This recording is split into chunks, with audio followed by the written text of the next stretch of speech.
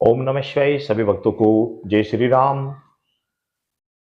कर्ण पिशाचनी के विषय में मुझे कई बार कमेंट्स आ चुके हैं। मैंने पहले 2-3 साधना कर्ण पिशाचनी की बताई भी है और आज पुनः उसके बारे में मैं आपको बता रहा हूं कि कर्ण पिशाचनी की साधना कैसे की जाती है, किस प्रकार करनी चाहिए या नहीं करनी चाहिए। सर्वप्रथम तो आप ये समझिए कि कर्ण पिशाचनी होती कौन सी है। कर्ण पिशाचनी एक पिशाच योनि की एक आत्माएं होती हैं जो कि जिनको हम कर्ण पिशाचनी कहते हैं, जो कि भूत भविष्य वर्तमान के बारे में कान में बता देती है। अब आप कहेंगे कि ये सभी चीजें हमने सुनी है, देखी भी है, बहुत सारी वीडियो में हमने सुना है, वीडियो में देखा है कि इस तरह होता है। लेकिन मैं आपको इसलिए कह रहा हूं कि मेरे पास ऐसे 2-3 व्यक्ति मेरे पास आ चुके हैं, रह चुके हैं, जिनके पास कर्ण पिशाचनी सिद्धि थी इनके पास, और उनके कान में उन्हें सब कुछ बताती थी। इस चीज का प्रमाण मैं खुद हूं, मैंने खुद देखा है। और एक बात, सबसे बड़ी बात यह है कि मैंने कर्ण पिशाचनी को स्वयं अपनी आंखों से देखा है। बहुत सारे व्यक्ति आपको ऐसे तो मिले होंगे जो ये कहेंगे कि जी ऐसा है वैसा है, लेकिन मैंने कर्ण पिशाचनी को अपनी आंखों से देखा है। मैं इसलिए आपको बता दे रहा हूं।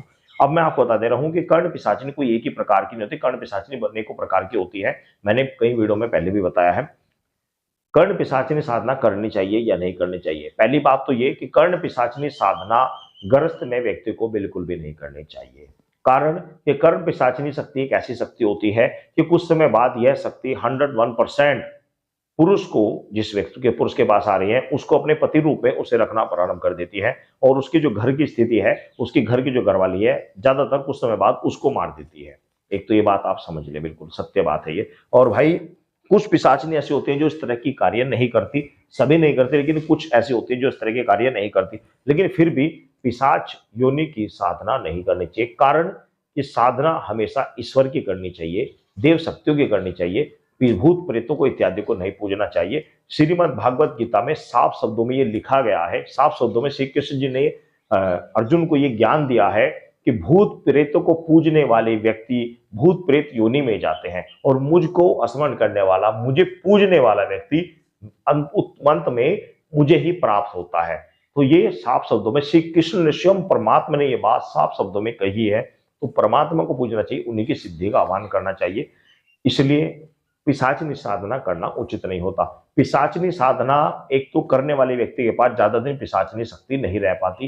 क्यों नहीं रह पाती? क्योंकि उससे उस चीज का पूरा ज्ञान नहीं होता। बताने वाले भी बहुत ही कम व्यक्ति होते हैं और वह गलती अवश्य कर बैठता है। कारण कि वह उसे प्रलोभन देती है, उसे अलग अलग चीजें दिखाई देगी, तो वो दिखाई देने पे फिर वो उसके साथ ज्यादा दिन नहीं रह पाती। जैसे कि मेरे पास एक व्यक्ति था, उसके पास कर्ण पिशाचनी उसके पास रही, और रहने के बाद उसे बहुत भविष्य, बहुत कुछ बातें बताती थी, सट्टे के कीलर नंबर बताती थी। लेकिन हुआ क्या कि एक दिन वो मेरे साथ जा रहे थे, रास्ते में उसे एक लड़की दिखाई दी, और लड़की को देखकर उसने आहा भरी, आहा कितनी सुंदर लड़की। बस ये समझ ले कि रात्रि में वो पिशाचिनी उसके पास उसी का रूप धर के आई, उसी का रूप धर के आई, वही वस्त्र पहन कर आई, और उसे कहा कर कि मैं वही हूं जो तेरे साथ में रहती हूँ। और रूपा नाम की वो पिशाचिनी थी कि मैं रूपा हूं, और मुझे देख, तू उस लड़की को देखकर तू आहें भर रहा था, तुझे आज के बाद किसी की तरफ नजर उठाकर देख मत लेना, मैं तेरे साथ हूं, मुझे देख, जो कुछ भी करना मुझे कर, जो कुछ भी करना मेरे साथ कर। वो उस व्यक्ति उस स्त्री के, उसके साथ में, पिशाचनी के साथ में, रूपा नाम की पिशाचनी के साथ में सब कार्य किया करता था, गलत काम भी सब काम किया करता था। मेरी बात बहुत लोगों को फेक लग रही है, लेकिन ये सत्य बात है, हकीकत बात है ये। तो वो कुछ समय तक उसके साथ रही, काफी लंबे समय तक रही, उसके बाद में उसे छोड़कर चले गए। लेकिन उसने जो जो कार्य किए वो बड़े अजीब व गरीब कार्य थे। उसने साफ शब्दों में कहता था कि तू शादी नहीं करेगा बिल्कुल भी, तू मेरे साथ रहेगा और मैं ही तेरी पत्नी बनकर रहूंगी, बहुत जबरदस्त स्थिति में। तो मैंने प्रत्यक्ष देखी भी है, बात भी करी है, एक बात नहीं अनेकों बार की है, बात भी की है, और मैंने प्रत्यक्ष देखी भी है। तो कर्ण पिशाचिनी साधना करने वाले साधक के पास पिशाचिनी शक्ति ज्यादा दिन नहीं टिक पाती है। बिल्कुल सत्य बात है, बिल्कुल सत्य बात है। कि होता ऐसा है कि परिवार में यदि आप रहकर इसकी सिद्धि करना चाहते हैं, तो परिवार के सदस्यों की अकारण ही मृत्यु होनी प्रारंभ हो जाती है। उसके घर में, उसके परिवार का विध्वंस होना प्रारंभ हो जाता है, और उसके घर में निरंतर बार बार बार बार अकाल मृत्यु उसके घर में होती रहती है। तो ग्रस्त में व्यक्ति को पिशाचिनी सिद्धि नहीं करनी चाहिए।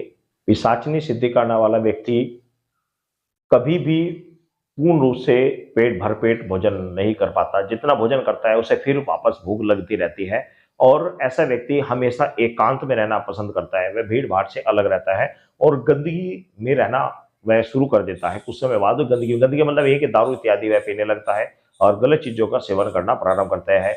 और कुछ इनमें अच्छी आत्माएं होती हैं जो उन्हें गलत कार्य करने से रोकती हैं। ये भी सत्य बात है। ऐसे भी मैंने देखा है कि कुछ व्यक्तियों के पास पिशाचिन होती है जो कि उसे गलत कार्य करने से रोकती है। लेकिन जहां कुछ कार्य वह ठीक कराती है तो कुछ काम गलत भी कराती है। वे गलत काम वही है जो मैंने आपको बताया कि वह उसकी शादी नहीं होने देगी, किसी की तरफ उसे देखने नहीं देगी और उसे अपने मन मर्जी के अनुसार चलाएगी। वास्तव में शरीर तो साधक का होता है, लेकिन उसके ऊपर काम करने का जो कार्य होता है वह पिशाचिनी होती है। एक किस्म से ये बता समझ लीजिए कि पिशाचिनी जो होती है, ये पिशाचिनी जो आत्मा है, यह उस व्यक्ति के ऊपर रहकर अपनी मन चाहे अपने अनुसार कार्य करवाती है, अपने अनुसार ही उसे चलाती है। और एक किस्म से आप ये कह लीजिए कि वह अपने हिसाब से सब कार्य करती है।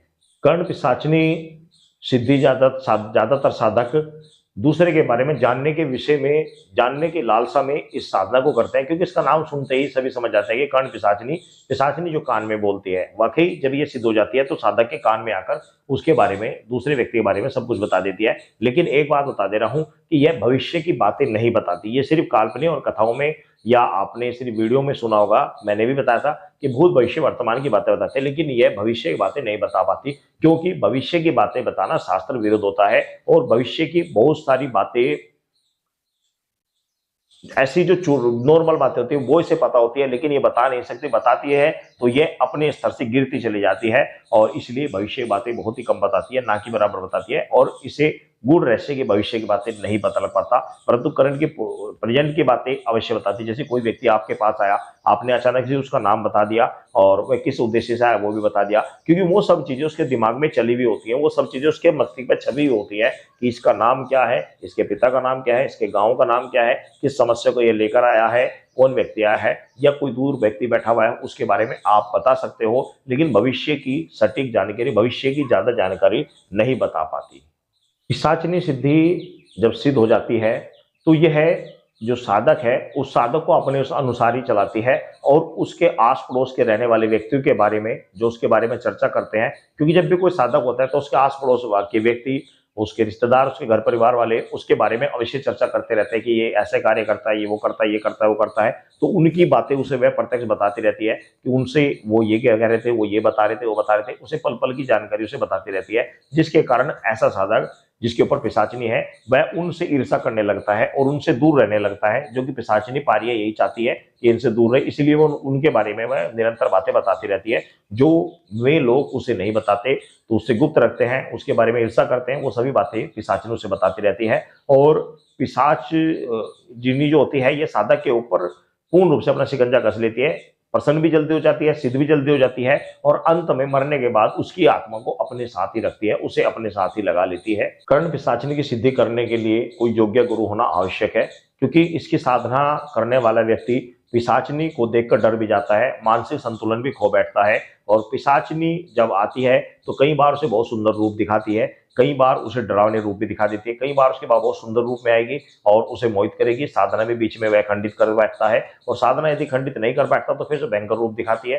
तो उसमें भी साधक यदि प्रांगत हो जाता है तो उससे सिद्धि हो जाती है और सिद्धि होने के बाद में उससे कुछ समय तक तो वह पिशाचिनी से अपने हिसाब से कार्य कराता है, उसके बाद पिशाचिनी उससे अपने मन रूप कार्य कराती है। एक बात और मैं बता दे रहा हूँ कि ये मनुष्य जीवन बड़ा ही दुर्लभ है, बड़ी मुश्किल से मनुष्य जीवन मिलता है और इसको पा लेने के बाद में आपको ऐसी कोई गलत साधना नहीं करनी चाहिए जिससे आपको ये मनुष्य जीवन मिला हुआ है भी आपका व्यर्थ चला जाए और बाद में आपको भी पिशाच या पिशाचिनी योनि में आपको भटक। सभी भक्तों को जय श्री राम।